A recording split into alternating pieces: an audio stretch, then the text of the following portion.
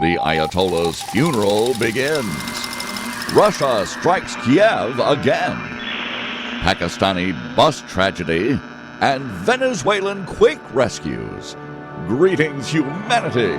Let's grok the news. We cover the world's headlines, but first, a deep dive into the most important story in the world today. Dateline, Tehran. Iran has begun a week-long state funeral for Supreme Leader Ayatollah Ali Khamenei, killed 4 months ago in the opening strikes of the U.S. Israeli war on Iran. The ceremonies, delayed by the conflict, are expected to draw millions of mourners across multiple cities and feature a show of regional power. Khamenei's coffin was placed today at Tehran's Grand Mosalla Mosque. Iranian officials, clerics, and foreign delegations paid respects. Attendees include representatives from Russia, China, India, Pakistan, and axis of resistance groups such as Hezbollah, Iraqi militias, Palestinian factions, and Yemen's Houthis. This observer can't help but remark, any group that calls itself the Axis, they're not on the side of the angels. The funeral procession will span Tehran, Qom, and Mashhad in Iran, with possible extensions into Iraq. Public viewings begin Saturday, July 4th, and burial is scheduled for July 9th in Mashhad, Khamenei's hometown. Authorities have declared a period of national mourning and prepared extensive security measures amid ongoing tensions. Khamenei, 86 at the time of his death on February 28th, was struck down alongside family members, including a 3-year-old granddaughter, during Israeli airstrikes on his Tehran residence. The Islamic Republic of Iran's broadcasting confirmed his death the following day. The government initially announced a 40-day mourning period and public holiday, but full funeral rites were postponed as the fighting continued. Iranian leaders have turned the delayed funeral into a defiant demonstration. A powerful general who had been in hiding has finally emerged. Officials warn of a harsh response to any U.S. or Israeli actions during the ceremonies. Well, let's see what they do during the ceremonies. This comes as indirect talks between Washington and Tehran in Doha showed what mediators called positive progress on issues including the Strait of Hormuz, nuclear matters, and sanctions. This observer notes that mediators always call it progress as long as they're still talking. The scale is described as potentially the largest state funeral in the Islamic Republic's history. Millions are expected, demanded, ordered to participate in the processions. Logistical and security challenges are significant after several months of war. The events coincide with fragile diplomatic efforts to de-escalate broader regional conflicts. Analysts say this funeral serves both domestic and international purposes, consolidating internal unity, they hope, after the leadership loss, while signaling to adversaries that Iran remains resolute. Foreign attendance from key partners underscores enduring alliances despite military setbacks. Well, that's what they hope to portray. The ceremonies unfold as the U.S. marks its own 250th anniversary with celebrations and heightened security as well. Iranian state media has contrasted the two nations' commemorations, framing the funeral as resistance against what it calls American and Israeli aggression.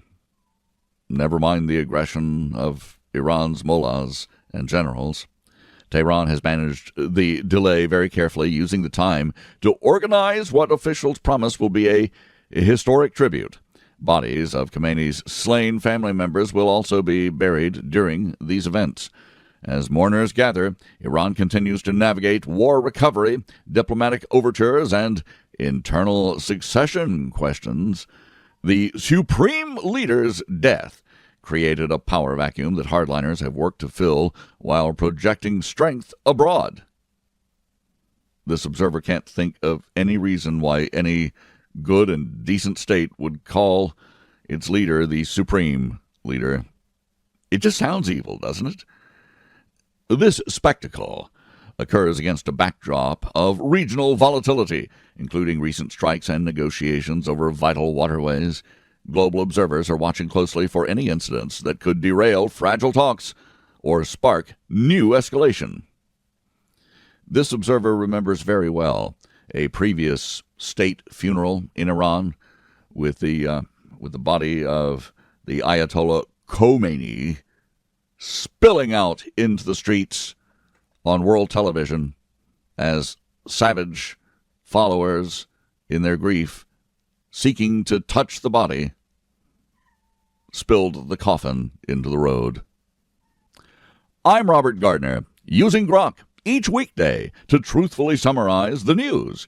And I give it to you with my opinion, you can be sure of that. We review a roundup of the most critical reports in the world right after this. God with Us, the story of Jesus, blends the Gospels into one inspired narrative. It's divided into daily Bible studies and presents the story of Jesus from his birth to his ascension. Find God with Us by me, Robert Gardner, at Amazon.com. Now we grok the news with headlines from around the world. Dateline Kyiv, Ukraine. Russia has launched one of its largest attacks yet on the Ukrainian capital, killing at least 27 people and injuring scores with missiles and drones. Ukrainian officials described it as a night of hell and vowed a strong response. President Zelensky said retaliation is certain. Putin downplayed fuel shortages at home while ramping up the war campaign. The strikes come a day after earlier deadly assaults as the war grinds into its latest phase. Dateline Southwest Pakistan. At least 32 to 40 people died when an overcrowded passenger bus plunged into a roadside ravine. Rescue crews have recovered bodies and treated the injured in this remote area. The crash highlighted road safety concerns in the country. Officials are investigating possible mechanical failure or driver error in the latest deadly transport accident. Dateline Caracas, Venezuela. Rescue workers pulled a security guard alive from building rubble 8 days after the major earthquakes struck. An 11-year-old was also rescued earlier in the day. The death toll continues to rise as aftershocks complicate efforts. Venezuelan authorities face criticism over the response, while international aid, including Israeli drone support, assists in the recovery. Dateline Washington, D.C. U.S. Immigration and Customs Enforcement arrested 10,000 undocumented immigrants. Let's call them what they are, illegal aliens. They were arrested in a sharp 5-day enforcement surge. That's 20,000 a day. The operation reflects the Trump administration's intensified deportation priorities. Officials say it targets public safety threats and recent border crossers. The figure marks a significant late June increase in interior enforcement actions. Dateline, various U.S. cities. That dangerous heat wave is still scorching the eastern United States ahead of 4th of July celebrations. Officials warn of health risks, especially for the vulnerable, and potential impacts on infrastructure and sporting events. Power outages have been reported in Canada after related storms. Residents are urged to take precautions as the temperatures are breaking records. Dateline Washington, D.C. The U.S. Supreme Court issued key rulings, including aspects related to birth tourism and state authority on sports participation. Justices also addressed presidential power over independent agencies. The decisions come as the nation prepares for its 250th anniversary celebrations. Legal analysts say that the outcomes will shape policy debates in the coming months. Dateline Monaco. Prosecutors identified a female suspect in a parcel bombing that targeted a Russia-linked Ukrainian oligarch. Wow. Interpol issued a red notice. The suspect reportedly fled to France. The attack has raised concerns about transnational organized crime and political violence in Europe. Investigations continue into the motives and network behind this incident. Dateline, the Eastern Democratic Republic of Congo. Ebola treatment trials have begun as the outbreak worsens. It's topped 400 deaths and many, many more infections. The virus has reached a major city now, prompting urgent containment efforts. Health workers warn that the epidemic could last for months. International support is aiding local response teams facing significant logistical challenges in the conflict-affected region. Dateline West Papua, Indonesia. Indonesian forces recovered the body of an American pilot killed by Papuan rebels. The incident was described locally as sending a message. Tensions remain high in the resource-rich province where separatist activity has persisted for years. The U.S. State Department is monitoring developments closely, you can be sure. Dateline Washington, D.C. President Trump's financial disclosures show substantial earnings from crypto ventures, real estate, and other businesses in his first year back in office. The reports have sparked debate, of course, over potential conflicts of interest. They hope. The administration says family businesses cannot avoid all overlaps. Transparency advocates call for stricter oversight. Dateline, the Strait of Hormuz. Uneasy calm has returned to the vital waterway after some incidents involving seized ships. Iran and Oman reached understandings on passage as indirect U.S. talks continue. Shipping risks remain elevated amid broader regional tensions. Energy markets are watching developments that could affect global oil flows. Dateline, the United Nations in New York, New York. A man died after setting himself on fire outside of UN headquarters while holding a Tibetan flag. The incident highlights ongoing concerns over Tibet. Authorities are investigating. It occurred amid multiple global diplomatic gatherings in the city. Dateline, Damascus, Syria. A bomb blast at a central cafe killed several people, according to state media. The attack comes as Syria navigates post-conflict transitions and external pressures. No group immediately claimed responsibility. Security forces have increased patrols in the capital. Dateline, Brussels, Belgium. The European Union is imposing new steel limits and parcel fees targeting Chinese imports amid ongoing trade frictions. Officials signal a tougher stance on economic competition. Beijing has criticized the measures as protectionist. Why? The European Union, if it continues down this path, will be just as bad as Trump's America. Negotiations continue on broader market access issues.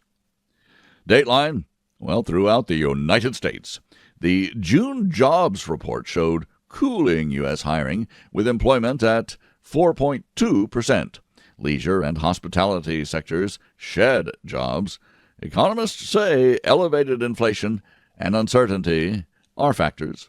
The data poses potential challenges for administration economic messaging heading into the oh-so-precious midterms. Dateline, London. British Prime Minister Keir Starmer apologized for the state's historic role in decades of forced adoptions. The statement acknowledges past government involvement in painful family separations. Campaigners welcomed the move but called for more compensation and support for survivors. Dateline, Washington, D.C. A former Olympian was indicted after allegedly vandalizing the reflecting pool. The case has drawn attention and amid heightened security for national anniversary events. Prosecutors say the incident caused damage at a symbolic site. The defendant faces federal charges. Well, this observer saw some video. I honestly don't think he was trying to cause damage. I think he was just another looky-loo looking to put his hands on history. Not a good look. Dateline Berlin. Germany is advancing economic reforms, including pension and tax changes, while pledging to defend trade interests. The coalition faces domestic protests over cost-cutting at major firms. Officials signal a firmer approach toward Chinese imports. Growth measures aim to address long-term competitiveness concerns. This observer finds it ironic that all of these European leaders now who criticized President Trump and complained about the tariffs he imposed are now doing exactly the same thing. Dateline Jakarta, Indonesia. Indonesians are seeking repatriation after Cambodia cracked down on scam centers. The surge involved citizens allegedly trapped in fraudulent operations. Authorities are coordinating returns and legal support. The issue highlights regional human trafficking and cybercrime challenges in Southeast Asia. Well, this observer's cybercrime challenge is just to avoid all of the auto-bot phone calls he gets about his Medicare benefits. I'm not even old enough for Medicare. Tell the bots that. Hi, thank you for listening. Please join me Monday to once again GROK the News. I'm Robert Gardner. Godspeed and God bless.